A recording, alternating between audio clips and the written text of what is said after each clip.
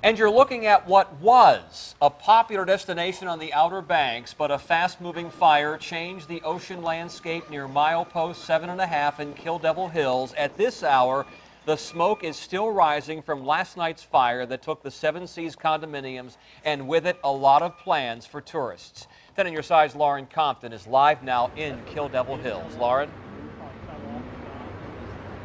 Tom, the damage here was extensive. Just take a look behind me here. Seven Seas Condominiums is unrecognizable. This is just a testament to how intense and large this fire was here last night. Some called it an inferno. Others couldn't quite find the words to describe this huge fire that devoured the Seven Seas Condominiums last night. It just was mind-numbing to see it because it was so big and so engulfed. The flames were so high people could see them miles away. Most of these houses are 35 feet high, and the fire was right much above these houses. Almost all the condos were empty except for one.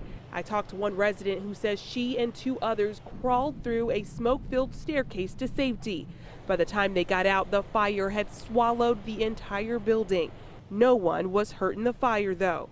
When firefighters arrived, the blaze was already out of control. Fire Chief Choi Tilley says when crews got there, any chance of saving the condos was not an option. As soon as they reported on scene, they had 2 to 3 floors well involved with fire. Automatically called a second alarm, bringing additional fire companies out. It took 5 companies and 50 firefighters to knock down the blaze. They worked throughout the night trying to keep the fire from spreading to nearby homes like Taylor Strug's historic beach cottage. Everybody was nervous about, the history, losing the history in the house, and we're just thankful that the fire department got here in time and was able to keep it from spreading. A day later, smoke and fire lingers at this scene, and the growing sympathy for those who lost so many memories here. We can't imagine how these folks must feel, because I'm sure there are lots of families that spent lots of weeks here together.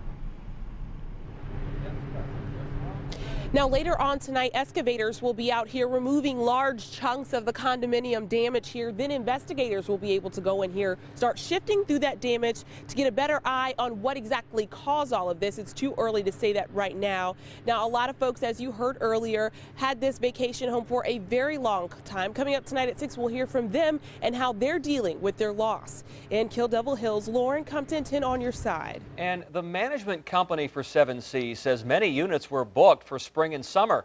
The company's trying to find other accommodations for those tourists. And by the way, we have a photo slideshow from the fire and the aftermath. You'll find it on wavy.com.